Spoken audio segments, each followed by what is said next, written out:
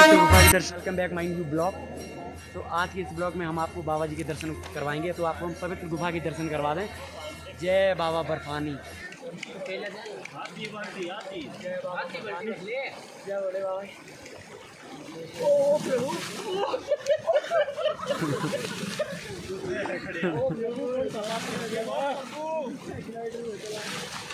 अरे शैम्पू तो लगा ले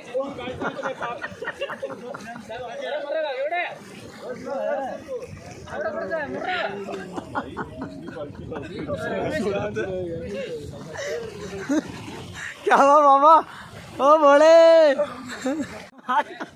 आत्मा एकदम बिल्कुल पवित्र पवित्र। तो फाइनल फ्रेंड हम नहा धो करके एकदम रेडी हो चुके हैं।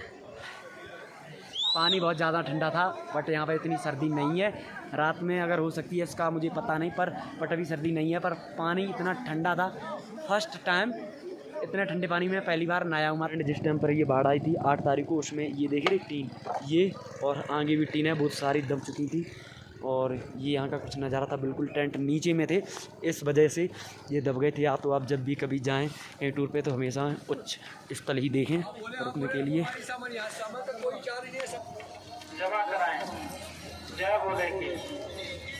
अंकल वहाँ पे चढ़ना कैसे चढ़ाना पड़ेगा? चढ़ेगा बाकी सारा वापस आएगा, ये वापस आएगा गांधी बाकी चढ़ेगा। अच्छा, तो ये खुद दे देंगे। हाँ ये मुझे पॉलीथीन पकड़ानी होगी सीधी। हाँ उधर है ना, वो खुद ही चढ़ा लेंगे। हाँ। चलो ठीक है। जय बाबा बर्फानी।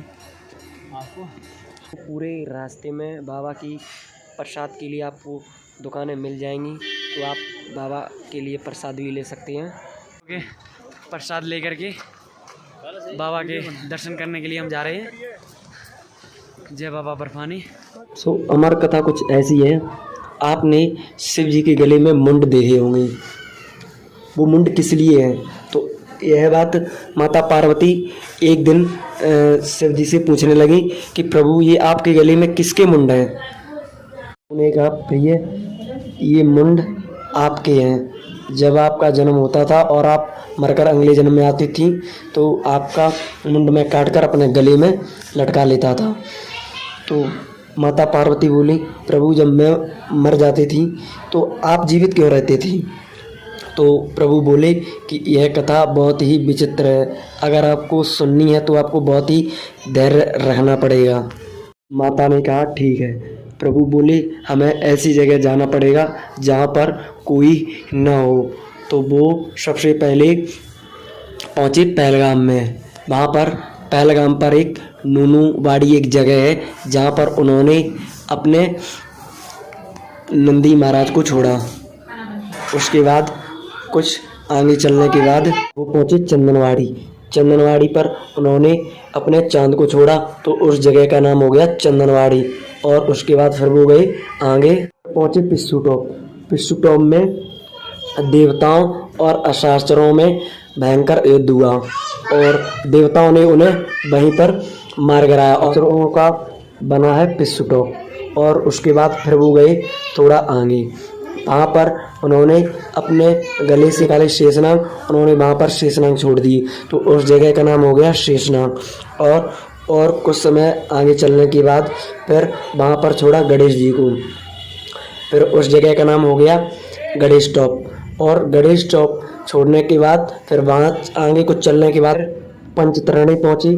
पंचतरणी में उन्होंने 5 धातुओं को छोड़ा, जल, वायु, आकाश, मिट्टी और अग्नि। फिर आगे पहुँची पवित्र गुफा तक।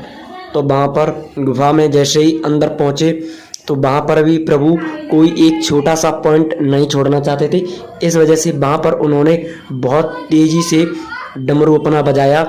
जीव जंतु वहाँ पर थे, वो सारे वहाँ से भाग गए, पर वहाँ पर किसी तरीके से कबूतर के 2 बच्चे वहाँ पर रह गए। उन्होंने पूरी अमर कथा सुन ली और फिर यही बाबा अमरनाथ की पूरी कहानी है। दर्शन करके आ चुके हैं बाबा जी की ये पवित्र गुफा हमारे बीच बाबा अमरनाथ। जय बाबा बर्फानी।